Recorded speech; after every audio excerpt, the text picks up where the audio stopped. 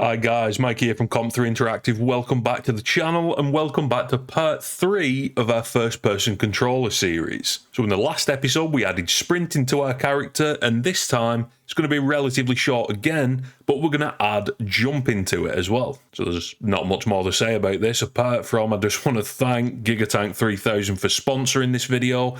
I've got his links down in the description below. Go check him out on Twitter, go check out his website and keep up to date with what the guy is up to. And I also just want to thank everybody supporting me over on Patreon. You guys are fantastic. So you may notice something a little bit different here. I've decided to, instead of just using a standard plane, I've downloaded Pro Builder into this project. And now we have a little scene. And so far we have the ability to walk around, look, and now sprint. But we have this ledge that we want to jump over. We want to see what's over there. So let's get adding a jumping functionality. So let's open up our first person controller script and let's have a look what we need to add inside here. So the first thing that we're going to do for pretty much everything from now on, we're going to make a functional option to be able to toggle on and off whether or not we want that function to work on this controller. So we're going to create a bool, which is going to be can jump. And again, we're going to set this to true by default. Next, we want to add in our key that we're going to assign to that jump functionality. So we're going to call that jump key. And this time we're going to give it the default value of the spacebar. And let's split our jumping settings out from the rest of our settings. So again, we're going to add another header in here, and this is going to be jumping parameters.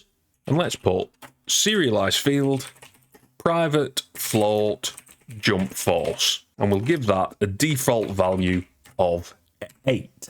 Again, that isn't just an arbitrary value. I've done a little bit of testing on this, and these are just the settings that I think work best for a standard semi-realistic first-person controller. You can tweak these for your own and fully customize it. And one thing I am going to do, I'm going to take gravity and put that as a jump setting. I know it's not technically a jump setting, but it's technically not a movement setting.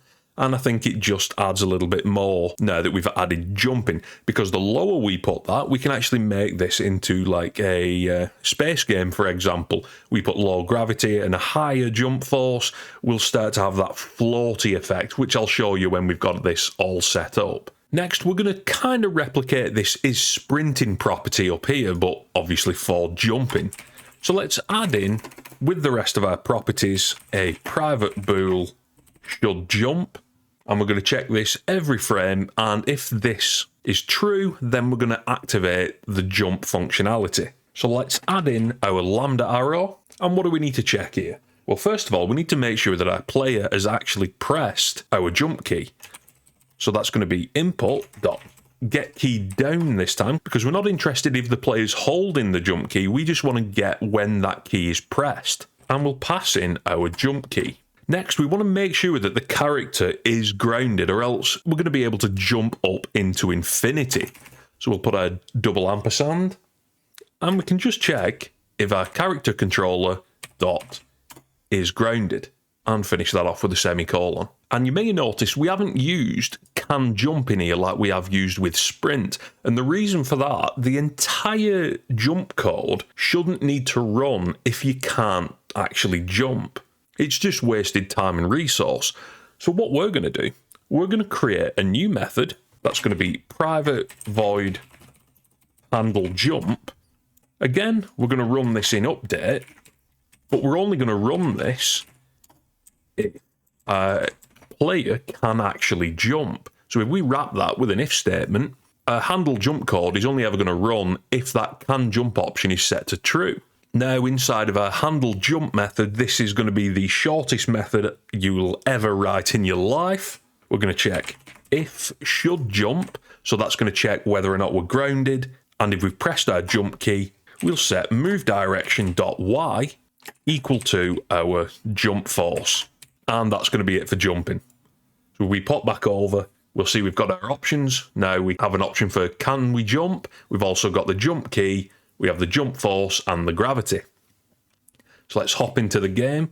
We can run, and we can now jump up and down. And if we spam the key, don't we? If you can hear the key going there, we'll only ever jump if we're grounded. and now we can get up here. And if we, like I said before, amend this gravity setting to be 10 instead, if we jump, we have that really low gravity hopping effect instead. So guys, that one has been a really simple and straightforward tutorial, but now, just with a few lines of code, our character can jump. So we're already building this modular design for a first-person controller, because now, just through the inspector, without having to amend any code, we can toggle on whether or not we want this particular character to be able to jump and be able to sprint. So in the next video, we're going to add the exact opposite to this, which is going to be crouching. Now this one will be a little bit more complicated, but we'll get into that next week. So I'll see you in the next video. Thanks for watching, guys. If you like the content, remember to subscribe to the channel for weekly Unity tutorials.